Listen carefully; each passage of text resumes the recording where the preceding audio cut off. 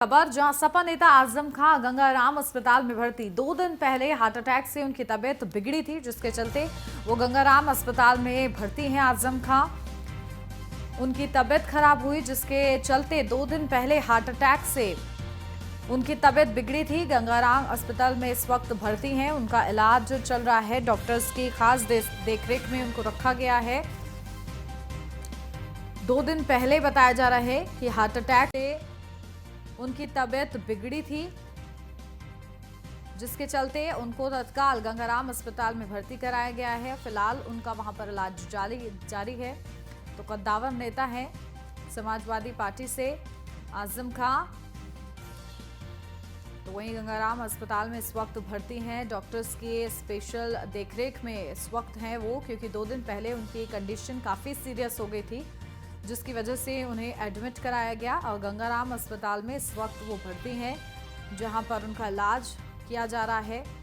Observation में रखा है डॉक्टर्स ने उनको, और प्रॉपर मॉनिटर भी किया जा रहा है कि उनकी हालत में किस तरीके से सुधार आ रहा है।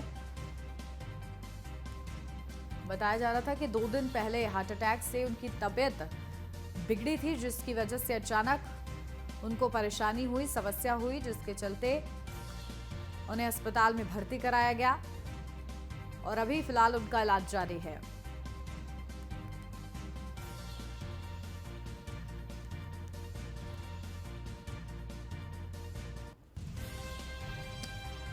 सपा के कद्दावर नेता आजम खां की तबीयत जो है वो बिगड़ी थी 2 दिन पहले, और इसके लिए उन्हें गंगाराम अस्पताल में भर्ती कराया गया है।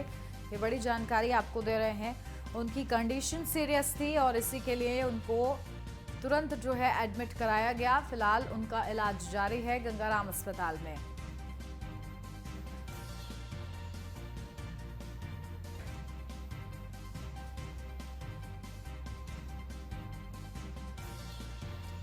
तो देखिए, आजम खां की तबीयत नाजुक है। फिलहाल डॉक्टर्स लगातार कोशिश कर रहे हैं कि उनको जल्द से जल्द सही किया जाए, स्वस्थ किया जाए, लेकिन फिलहाल उनकी कंडीशन सीरियस थी। 2 दिन पहले हार्ट अटैक की उनको समस्या आई थी, जिसकी वजह से वो डॉक्टर्स के पास पहुंचे, एडमिट कराया गया उनको तत्काल, और फिलहाल उनका इलाज जारी है। समाजवादी पार्टी के कद्दावर नेता आजम खां की हम बात कर रहे हैं, जिनकी तबीयत बिगड़ी है, जो कि हाल फिलहाल में जेल से रिहा होकर आए, और जेल में भी देखिए उनकी तबीयत जो है लगातार मॉनिटर की जा रही थी। उनकी तबीयत खराब हो रही थी, इसकी वजह से डॉक्टर्स की एक स्पेशल टीम भेजी जाती थी, जो कि आजम खां का जो स्वास्थ्य है उसके बारे में अपडेट लेती थी। आईसीयू में भर्ती है सपा नेता आजम खां, और उनकी तबीयत जो है फिलहाल अभी नाजुक बनी हुई है। ये बड़ी जानकारी दिल्ली से निकलकर सामने आ रही है। सपा नेता आजम खां गंगाराम अस्पताल में भर्ती हैं।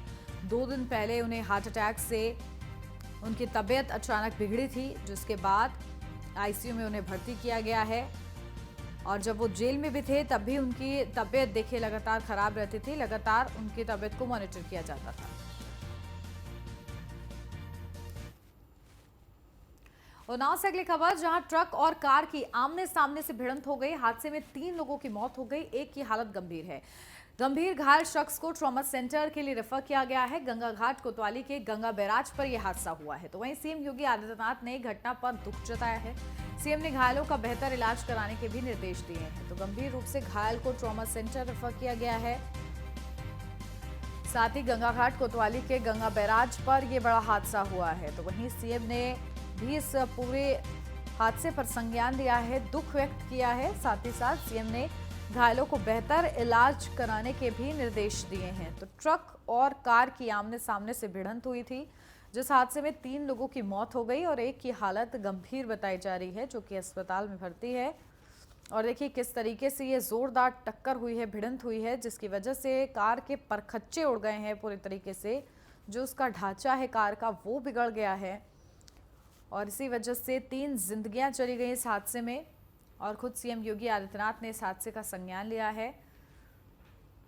घायलों का बेहतर इलाज कराने के निर्देश सीएम योगी की तरफ से दिए गए हैं। साथ ही साथ इस पूरे हादसे पर दुख भी व्यक्त किया है सीएम योगी ने।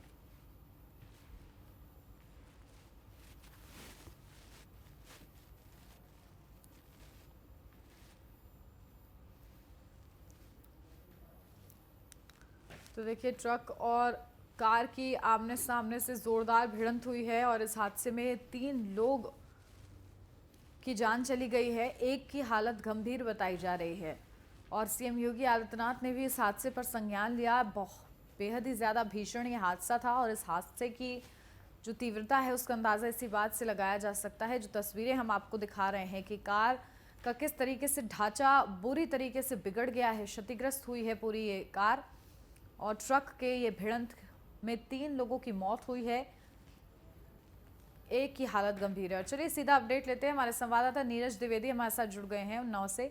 नीरज, क्या जानकारी? देखिए, ये गंभीर ये हादसा हुआ है, इस पर खुद सीएम योगी आदित्यनाथ ने संज्ञान लिया है। फिलहाल सबसे पहले घायलों की क्या अपडेट है? ये आज सुबह मॉर्निंग में एक्सीडेंट हुआ था और इसमें ट्रक और कार की आमने सामने टक्कर हुई है, जिसमें 3 की ऑन स्पॉट मौत हो गई थी और एक की हालत बहुत गंभीर है, जिसे कानपुर ट्रॉमा सेंटर रेफर किया गया है, जहां उसका इलाज जारी है लगातार। क्योंकि कार के अंदर 4 लोग सवार थे, जिसमें 3 की मौत हो गई थी और एक की हालत बहुत गंभीर है, उसका इलाज चल रहा है, जिसको लेकर के सीएम ने भी जो है दुख जताया है, शोक व्यक्त किया है। तो कहीं न कहीं एक जो है ये जो बिगड़ा हुआ मौसम है, इसको लेकर के एक बड़ी घटना हुई है और इस दुर्घटना को लेकर के पूरा जो जिला है वो कहीं न कहीं इसको लेकर के काफी जो है शोकग्रस्त है। जी बिल्कुल। और देखिए, सीएम ने निर्देश दिए हैं कि इलाज में कोई भी लापरवाही ना बरती जाए और बाकायदा इसके लिए अधिकारियों को निर्देश दिए गए हैं। उसका संज्ञान सीएम योगी के निर्देश का कैसे लिया जा रहा है? अधिकारी हैं वो लगातार इस बात की मॉनिटरिंग कर रहे हैं कि जो घायल हैं, जिनको हाईलाइट के लिए रेफर किया गया है, उनका लगातार जो है इलाज में कोई कोताही न बरती जाए। क्योंकि उन्नाव में घटना हुई है और उन्नाव जिले के जो अधिकारी हैं वो लगातार अपडेट ले रहे हैं और जो घायलों की जो स्थिति है उसकी जानकारी ले रहे हैं। जी चलिए, बहुत शुक्रिया नीरज आपका तमाम महत्वपूर्ण अपडेट के लिए।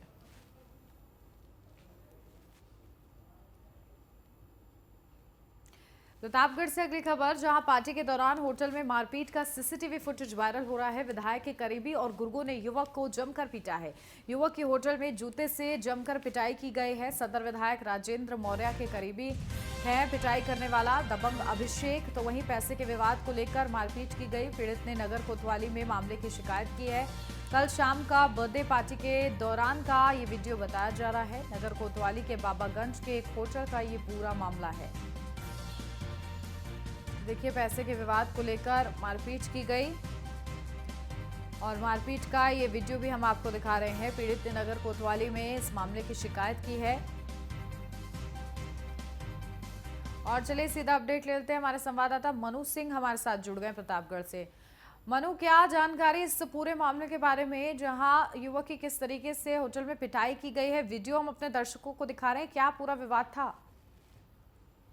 बता दें, यहाँ प्रतापगढ़ के नगर कोतवाली के बाबागंज के पास का मामला, जहाँ पार्टी के दौरान मारपीट हुआ है। मारपीट हुआ है। बात की जाए पार्टी जो कि सदर विधायक के नजदीकी थे, अभिषेक सिंह जो कि दबंग है, वही बात की जाए पैसे के लेन देन से शुरू हुई थी बात विवाद। जहाँ बात की जाए कई बार ऐसे पैसे से लेन देन को लेकर बात विवाद हुआ, तो वहाँ बात विवाद कहा सुनी के बाद मारपीट शुरू हो गई। हालांकि मारपीट होने के बाद जहाँ विधायक के दबाव में विधायक का दबाव था सीसीटीवी फुटेज न वायरल होने दिए, वहाँ होटल के मालिक को भी धमकी दी गई। तो कहीं न कहीं बात की जाए प्रतापगढ़ में जो कि सत्ता के विधायक के राजेंद्र मौर्य हैं, जो कि सत्ता के विधायक होने के नाते उन्होंने अपना हनक जमाने की कोशिश की, लेकिन कहीं न कहीं बात की जाए वीडियो सोशल मीडिया पर लगातार वायरल होने लगा। तो बात की जाए पीड़ित ने नगर कोतवाली में तारीफ दी, लेकिन अभी तक पीड़ित का मुकदमा नहीं दर्ज हुआ। वह क्यूसीसी की बात हुई तो क्यूसीसी का साफ तौर पर कहना है कि तारीफ के लिए कार्रवाई की जा रही है। हालांकि 24 घंटे बीत जाने के बाद अगर पीड़ित ने कोतवाली में तारीफ दिया, पुलिस ने मुकदमा दर्ज तो नहीं किया। वही वीडियो में साफ तौर पर दिख रहा है कि जो दबंग राजेंद्र मौर्य हैं, जो कि विधायक के करीबी हैं, तो फिर वीडियो में साफ तौर पर दिख रहा है वो पिटाई कर रहे हैं, मार रहे हैं, जूते हाथों से पिटाई कर रहे हैं। उसके पुलिस ने मुकदमा नहीं दर्ज किया। कहीं न कहीं बात की जाए तो प्रतापगढ़ में सत्ता के विधायक का पुलिस प्रशासन पर दबाव है, हालांकि वहीं पुलिस प्रशासन ने पीड़ित की तारीफ पर मुकदमा नहीं दर्ज किया। बिल्कुल, देखना होगा क्या कार्रवाई और कब तक कार्रवाई की जाती है इस पूरे मामले में। बहुत शुक्रिया मनु आपका। बाराबंकी से अगली खबर, जहां ऊर्जा मंत्री एके शर्मा ने औचक निरीक्षण किया। मंत्री के निरीक्षण के दौरान अव्यवस्थाओं की पोल खुली है। टॉर्च की रोशनी में ऊर्जा मंत्री को निरीक्षण करना पड़ा है। उपकेंद्र पर ऊर्जा मंत्री के निरीक्षण के दौरान लाइट गायब रही। घंटों तक मोबाइल की रोशनी में मंत्री ने निरीक्षण किया। मंत्री ए.के. शर्मा ने अधिकारियों को कड़ी फटकार लगाई। सुचारू रूप से बिजली सप्लाई करने के निर्देश दिए गए हैं। और चलिए, हमारे संवाददाता भोलानाथ हमारे साथ जुड़ गए हैं, सीधा उन्हीं का रुख करते हैं। भोलानाथ, क्या जानकारी? देखिए, जब मंत्री पहुंचे तो वीडियो दिखा रहे किस तरीके से जो बिजली है वो गुल रही। जब मंत्री के सामने ऐसा हो सकता है तो जो उपभोक्ता है उनको कितनी परेशानी होती होगी, इस बात का अंदाजा कहीं ना कहीं मंत्री ने लगाया, तभी उन्होंने फटकार लगाई है। हाल क्या निर्देश उनकी तरफ से दिए गए हैं? देखिए, बिल्कुल बता दें, बीती देर रात ऊर्जा मंत्री औचक निरीक्षण करने बड़ेल के विद्युत उपकेंद्र पहुंचे थे, जहां पर प्रदेश को ऊर्जा देने वाले मंत्री खुद रात के अंधेरे में टॉर्च की रोशनी में औचक निरीक्षण का कार्य पूरा किया। इस दौरान बिजली सप्लाई न होने से ऊर्जा मंत्री खासा नाराज दिखे। नाराजगी जाहिर करते हुए ऊर्जा मंत्री ने विद्युत उपकेंद्र अधिकारियों को कड़ी फटकार लगाते हुए रोस्टर के हिसाब से बिजली देने के लिए निर्देशित किया। लेकिन अब बड़ी बात यह है कि जिस प्रकार से ऊर्जा मंत्री के आने पर विद्युत गायब मिली, तो इसका उपभोक्ता कितना प्रयोग कर पाते होंगे, इसका अंदाजा लगाया जा सकता है। और इसका अंदाजा खुद मंत्री जी ने भी आभास किया होगा कि जब मंत्री जी के आने पर बिजली सप्लाई नहीं पाई गई तो इसका ग्रामीणों को कितना बिजली का लाभ मिलता होगा। हालांकि सरकार लगातार ग्रामीण क्षेत्रों में 17 से 18 घंटे और शहरी क्षेत्रों में 22 घंटे बिजली सप्लाई देने की बात कर रही है, लेकिन जमीनी हकीकत कुछ और ही है। इसका अंदाजा खुद ऊर्जा मंत्री को लगा। जब ऊर्जा मंत्री पहुंचे तो ऊर्जा मंत्री जहां पूरे प्रदेश को बिजली देने की बात करते हैं, वहीं खुद रात के अंधेरे में टॉर्च की रोशनी में अपना निरीक्षण पूरा किया। हालांकि इस दौरान ऊर्जा मंत्री ने कड़ी नाराजगी जाहिर करते हुए संबंधित अधिकारियों को कड़ी फटकार भी लगाई है। जी बिल्कुल, और अब देखिए उनके निर्देश का कैसे पालन किया जाता है ये देखना होगा, और उपभोक्ताओं को कम से कम परेशानी हो ये कैसे सुनिश्चित कराया जाता है ये भी देखने वाली बात होगी। बहुत शुक्रिया भोलानाथ आपका।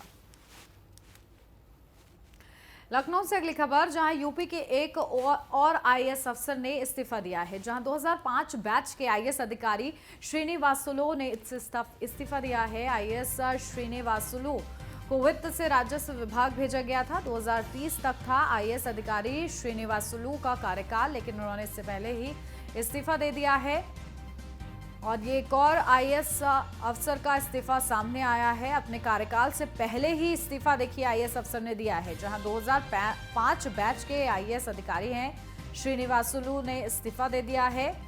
वित्त से उन्हें राजस्व विभाग भेजा गया था, जहां उनका कार्यकाल आपको बता दें कि 2030 तक का था, लेकिन आईएएस अधिकारी श्रीनिवासुलु का कार्यकाल जो है 2030 तक था, लेकिन उन्होंने इस्तीफा दे दिया। इस कार्यकाल को पूरा नहीं किया गया है, तो एक और आईएएस अफसर का इस्तीफा सामने आया है, जो कि 2005 बैच के अफसर बताए जा रहे हैं।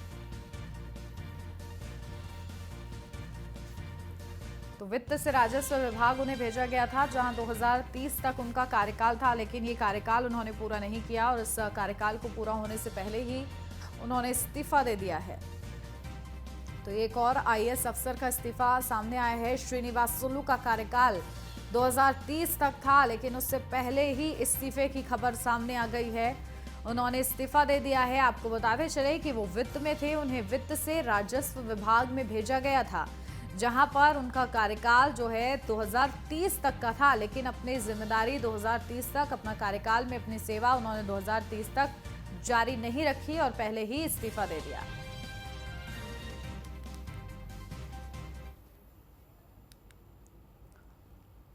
लखनऊ से अगली खबर, जहां 7 अक्टूबर को आईएएस प्रमोशन के लिए डीपीसी, जहां प्रदेश के 23 पीसीएस अफसरों का होना है प्रमोशन।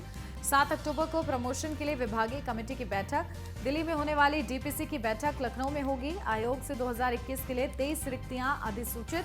2000, 2002, 2004 बैच के 23 पीसीएस अफसर होंगे प्रमोट। तो देखिए 7 अक्टूबर को प्रमोशन होगा, 23 पीसीएस अफसर होंगे प्रमोट। और सीधा अपडेट हमारे संवाददाता एसके वाजपेयी हमारे साथ जुड़ गए हैं। एसके, क्या जानकारी? देखिए 23 पीसीएस अफसर जो हैं प्रमोट किए जाएंगे, और देखिए जब भी प्रमोट किया जाता है कहीं ना कहीं कार्य में और ज्यादा बेहतर करने की संभावना होती है, बूस्ट होते हैं अफसर जो हैं, और ऐसे में ये बड़ा प्रमोशन जो है दिया जाना है। क्या इसके बारे में और जानकारी? बिल्कुल, अगर हम बात करें तो उत्तर प्रदेश के 23 पीसीएस अफसर ऐसे हैं जिनका प्रमोशन होना है आईएएस के लिए। उनकी डीपीसी मतलब जो विभागीय प्रमोशन को लेकर बैठक होती है वो 7 अक्टूबर को होनी है।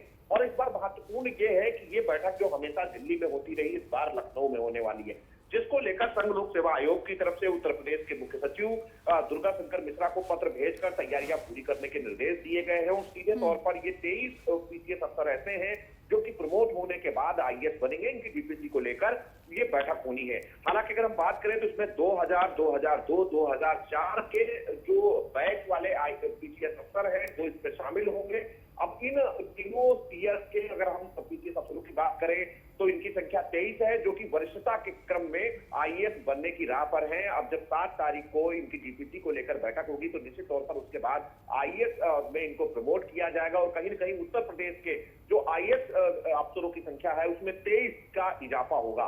तो निश्चित तौर पर उन पीसीएस अफसरों के लिए बड़ी खबर जरूर है जो कहीं न कहीं 23 अफसरों की श्रेणी में आते हैं या 2000, 2002 और 2004 बैच के पीसीएस अफसर हैं। जी बिल्कुल, तो ये बड़ी अपडेट है कि 23 पीसीएस अफसर जो हैं इनका प्रमोशन हो रहा है। ठीक है, इसके बने रहिए आप हमारे साथ, लौटते हो आपके पास।